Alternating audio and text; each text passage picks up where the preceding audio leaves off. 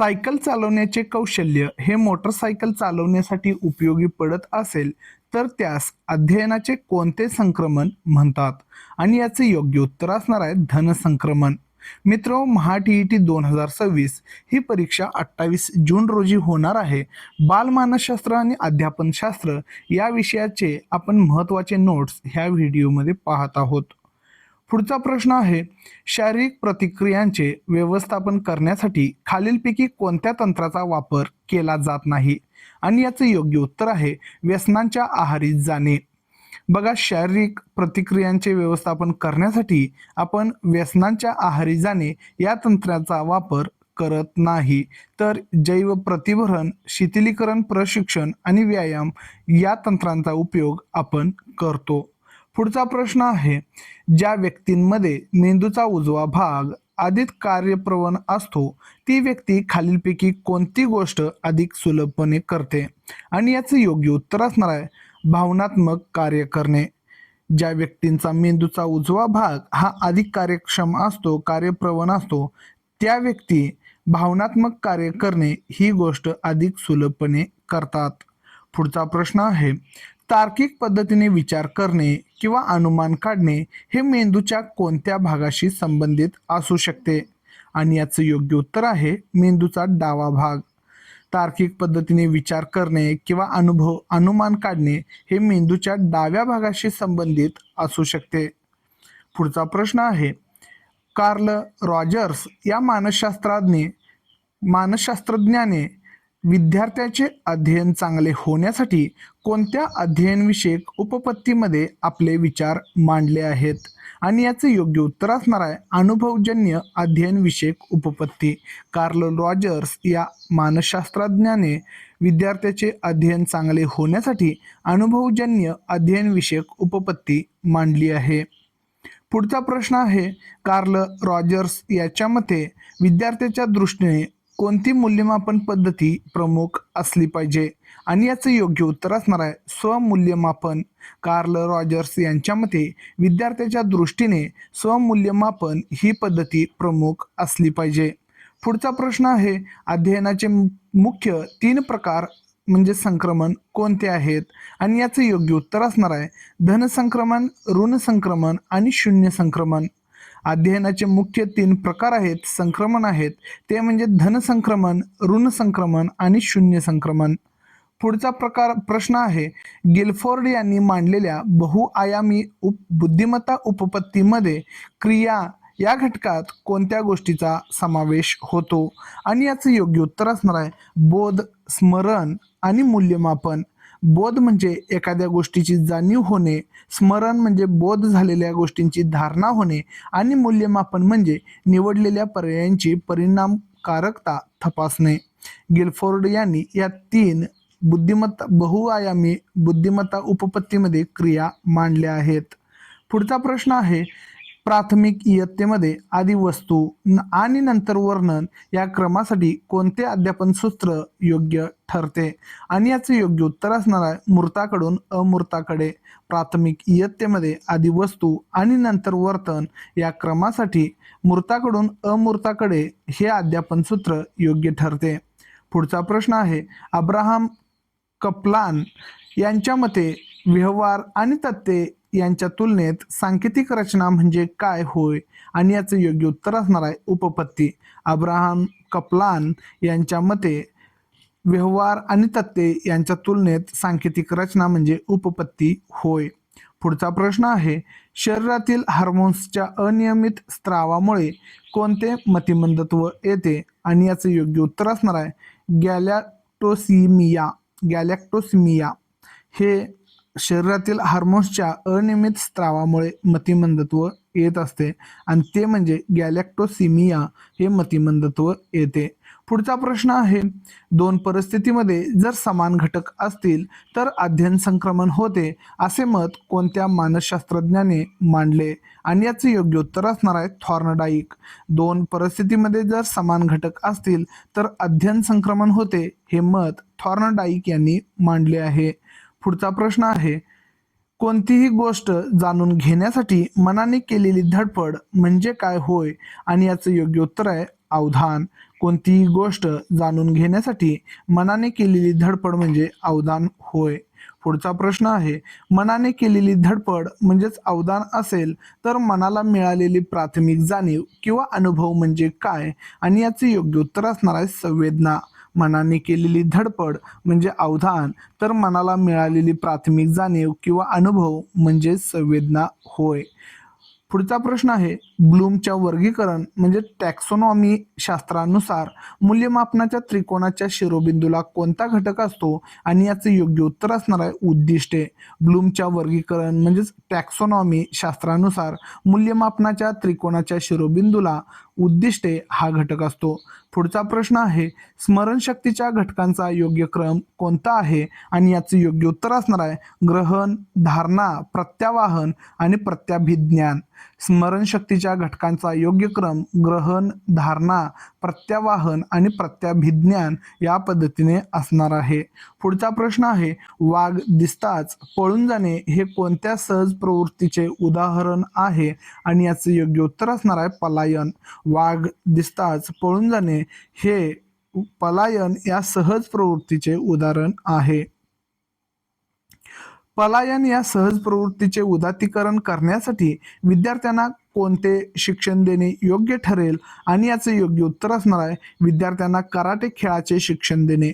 पलायन या सहज प्रवृत्तीचे उदात्तीकरण करण्यासाठी विद्यार्थ्यांना कराटे खेळाचे शिक्षण देणे हे योग्य ठरणार आहे. पुढचा प्रश्न आहे, मेरिल यांनी मांडलेल्या ज्ञानरचनावादाचे मुख्य गृहीतक काय आहे? आणि याचे योग्य उत्तर असणार आहे अनुभवातून ज्ञानरचना होते. मेरिल यांनी मांडलेल्या ज्ञानरचनावादाचे मुख्य गृहीतक हे अनुभवातून ज्ञानरचना होते हे आहे. पुढचा प्रश्न आहे, संकल्पना किंवा संबोधांची निर्मिती कशामुळे होते? आणि याचे योग्य उत्तर असणार आहे अनुभवांना अर्थ देण्याच्या सक्रिय प्रक्रियेतून. संकल्पना किंवा संबोधांची निर्मिती ही अनुभवांना अर्थ देण्याच्या सक्रिय प्रक्रियेतून होते. पुढचा प्रश्न आहे, कोणत्या विधानामध्ये अध्यापन पद्धती आणि अध्ययन कार्यनीती यातील फरक दिसून येत नाही? आणि याचे योग्य उत्तर असणार आहे कार्यनीती ही स्थूल उपायांचा अंगीकार करते, तर पद्धती ही सूक्ष्म उपगामांचा स्वीकार करते.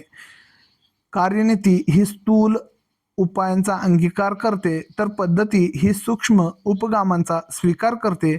हा अध्ययन पद्धती आणि अध्ययन कार्यनीती यातील फरक दिसून येत नाही. पुढचा प्रश्न आहे, कार्यनीती ही संकल्पना कोठून आली? आणि याचं योग्य उत्तर आहे मिलिटरीमधून म्हणजेच लष्करामधून ही संकल्पना उदयास आलेली आहे. पुढचा प्रश्न आहे, पद्धती ही संकल्पना कशातून आली आहे? आणि याचं योग्य उत्तर असणार आहे अध्यापन शास्त्रातून.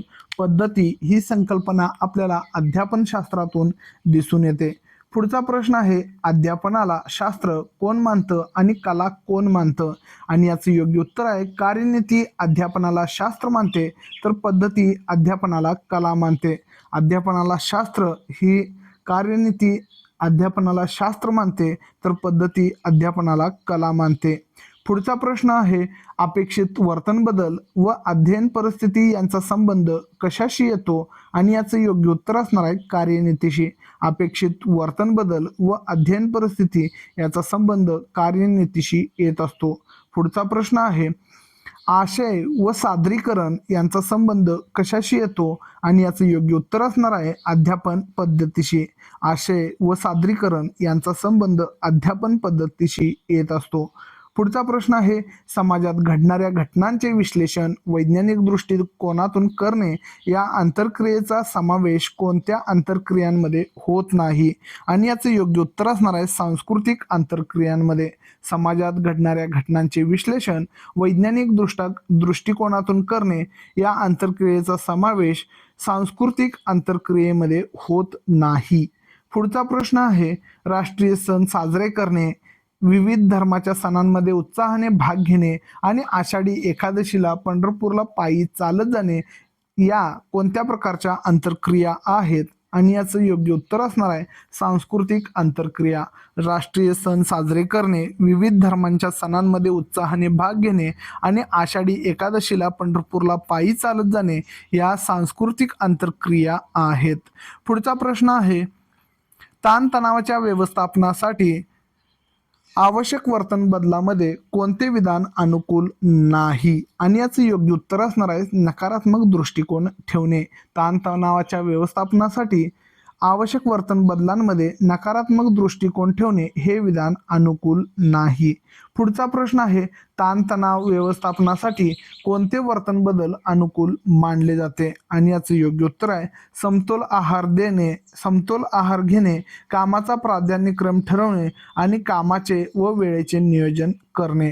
ताणतणाव व्यवस्थापनासाठी आपल्याला समतोल आहार घेणे, कामाचा प्राधान्यक्रम ठरवणे आणि कामाचे व वेळेचे नियोजन करणे हे अनुकूल मानले जाते, हे वर्तन बदल अनुकूल मानले जाते. पुढचा प्रश्न आहे, समस्येचे विश्लेषण करून ती सोडवण्याची योजना तयार करणे म्हणजे काय होय? आणि याचं योग्य उत्तर असणार आहे विचार प्रक्रिया. समस्येचे विश्लेषण करून ती सोडवण्याची योजना तयार करणे म्हणजे विचार प्रक्रिया होय. स्वतःमधील उणिवा झाकण्यासाठी अमित सिनेमातील हिरो हिरोईनचे स्वतःबरोबर काढलेले फोटो सर्वांना दाखवतो व ते मला नेहमी फोन करून घरी बोलवतात असे सांगतो. हे कोणत्या प्रकारचे संरक्षण यंत्रणेचे उदाहरण आहे? आणि याचे योग्य उत्तर असणार आहे तादात्म्य. तादात्म्यमध्ये आपण स्वतःमधील उणिवा झाकण्यासाठी म्हणजे वेगवेगळ्या गोष्टी सांगत असतो. पुढचा प्रश्न आहे, आसुबेल यांनी आशय, अध्यापक, विद्यार्थी, अभ्यासक्रम यासंबंधी विचार करून मांडलेल्या सिद्धांतामध्ये कोणत्या पायरीचा समावेश होत नाही? आणि याचे योग्य उत्तर असणार आहे विद्यार्थ्याची मानसिक पूर्वतयारी. आसुबेल यांनी आशय, अध्यापक, विद्यार्थी, अभ्यासक्रम यासंबंधी विचार करून मांडलेल्या सिद्धांतामध्ये विद्यार्थ्याच्या मानसिक पूर्वतयारी या पायरीचा समावेश होत नाही. पुढचा प्रश्न आहे, आसुबेल यांनी मांडलेल्या सिद्धांतामध्ये प्रामुख्याने कोणत्या पायऱ्यांचा समावेश होतो? आणि याचे योग्य उत्तर असणार आहे अध्ययन उद्दिष्टे, माहितीचे सादरीकरण आणि नवीन संकल्पनांचे अध्ययन. आसुबेल यांनी मांडलेल्या सिद्धांतामध्ये प्रामुख्याने अध्ययन उद्दिष्टे, माहितीचे सादरीकरण आणि नवीन संकल्पनांचे अध्ययन या पायऱ्यांचा समावेश होत असतो.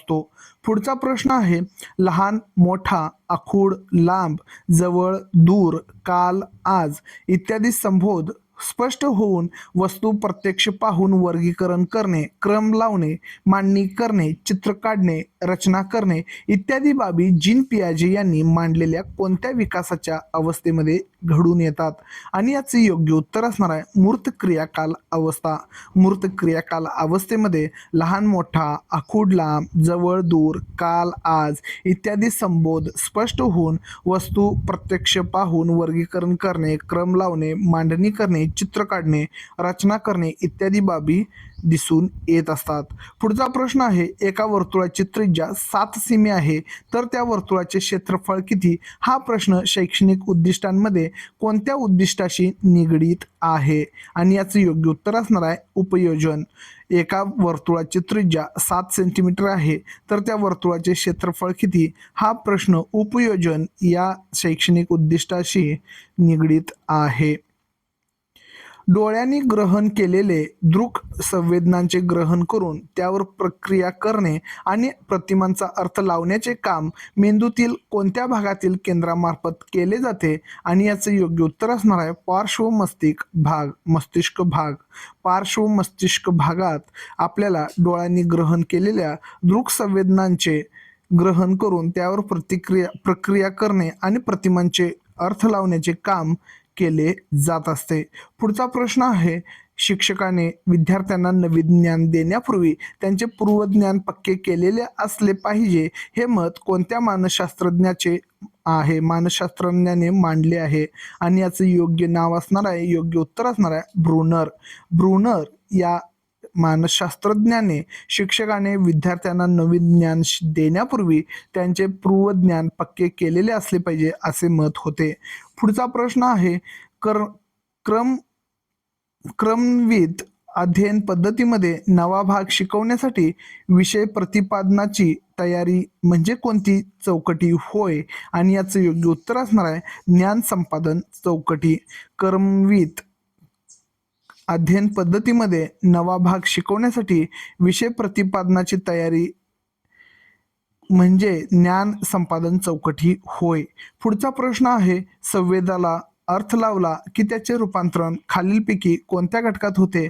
आणि याचं योग्य उत्तर असणार आहे अवबोध. संवेदाला अर्थ लावला की त्याचे रूपांतर अवबोधमध्ये होत असतं.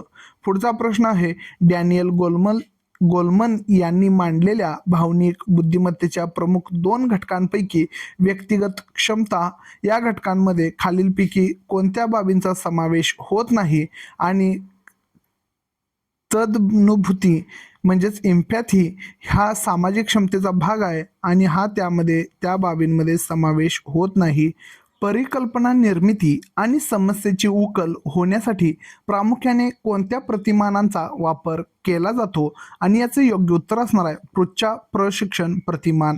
परिकल्पना निर्मिती आणि समस्येची उकल होण्यासाठी प्रामुख्याने पृच्छा प्रशिक्षण प्रतिमान या मॉडेल्स ऑफ टीचिंगचा वापर केला जातो. पुढचा प्रश्न आहे, मानवी भावना या सहज प्रवृत्तीमधून निर्माण होतात असे मत कोणत्या मानसशास्त्रज्ञाने व्यक्त केले आहे? आणि याचं योग्य उत्तर असणार आहे मॅकडुगल. मानवी भावना या सहज प्रवृत्तीमधून निर्माण होतात असे मत मॅकडुगल या मानसशास्त्रज्ञाने व्यक्त केले आहे. पुढचा प्रश्न आहे, एकच कसोटी आणि एकाच प्रशिक्षकाने वेगवेगळ्या वेळी तपासली तरी गुणांमध्ये फरक पडत नाही, किंवा एकच कसोटी अनेक परीक्षकांनी तपासली तरी गुणात फरक पडत नाही, या विधानातून कसोटीचा कोणता निकष साध्य होतो? आणि याचं योग्य उत्तर आहे वस्तुनिष्ठता. एकच कसोटी एकाच प्रशिक्षकाने वेगवेगळ्या वेळी तपासली तरी गुणांमध्ये फरक पडत नाही, किंवा एकच कसोटी अनेक प्रशिक्षकांनी तपासली तरी देखील गुणात फरक पडत नाही, या विधानातून कसोटीचा वस्तुनिष्ठता हा निकष साध्य होत असतो. मित्रहो, हा व्हिडिओ इथं संपलेला आहे. असेच व्हिडिओ पाहण्यासाठी चॅनलला सबस्क्राईब करा आणि महा TET 2026 परीक्षेसाठी तुम्हाला खूप साऱ्या शुभेच्छा.